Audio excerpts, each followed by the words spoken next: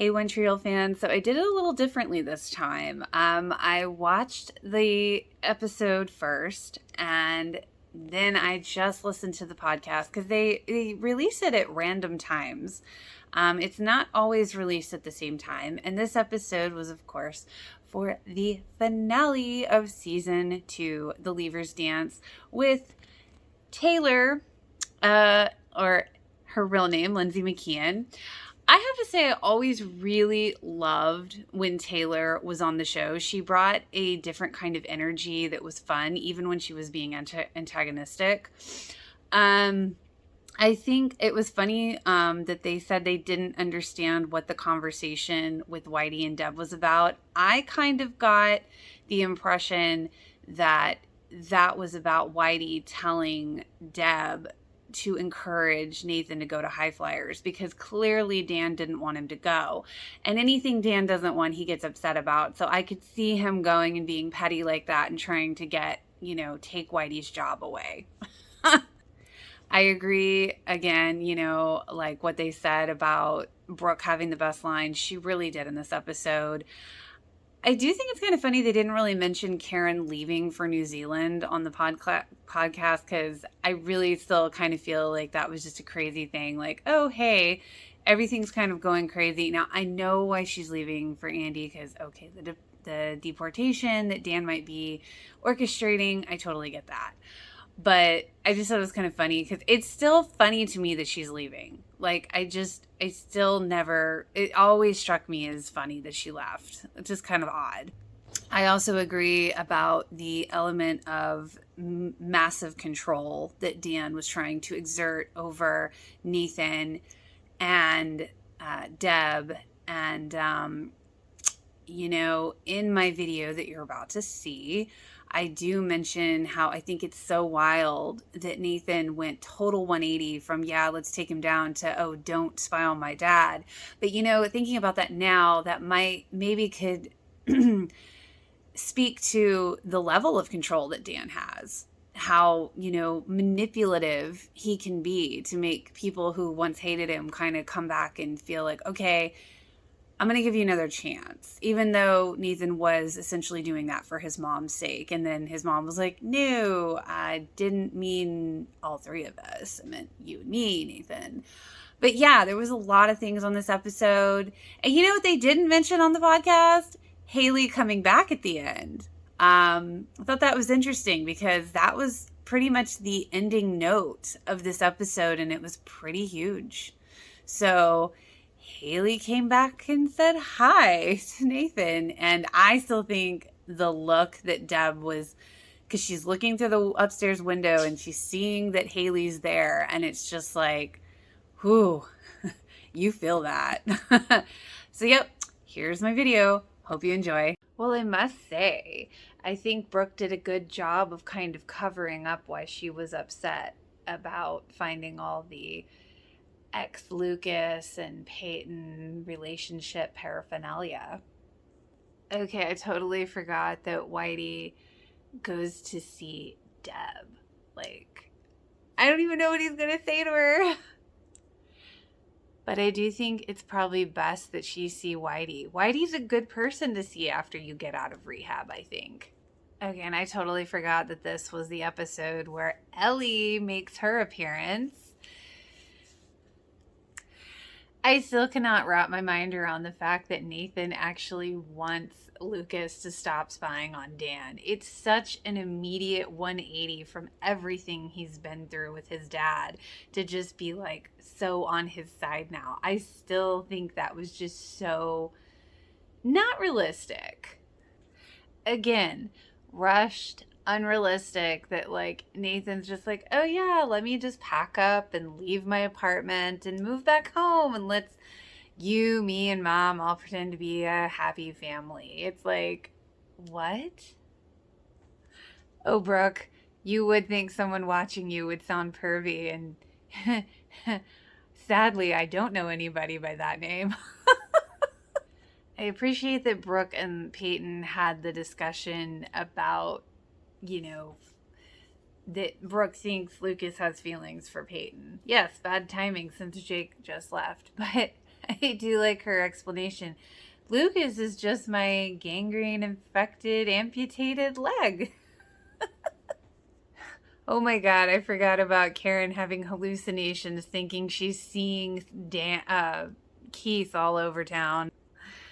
Deb returns to Karen's. It's so nice to see that they could just put everything under, water under the bridge. Let's talk. Let's keep you busy, Deb. So wild how Ellie and Peyton have so much in common.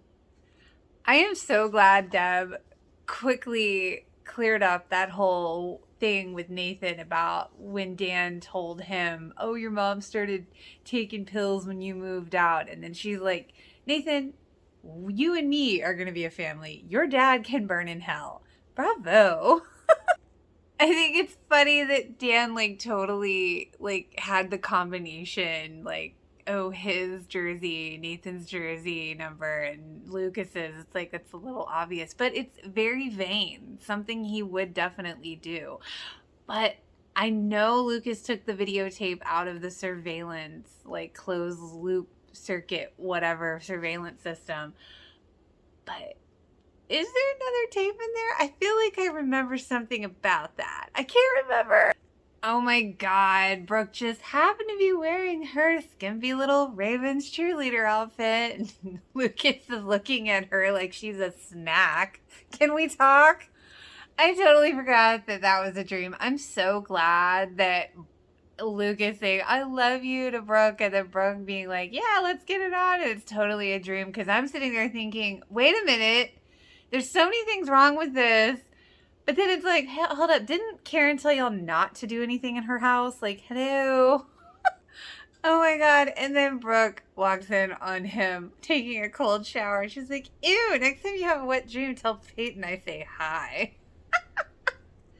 That's right. I forgot Dan's trying to deport Andy. So now Karen's like, I'm going to New Zealand because, well, I love him. And, Dan pulling the strings. Lucas is like, not for long.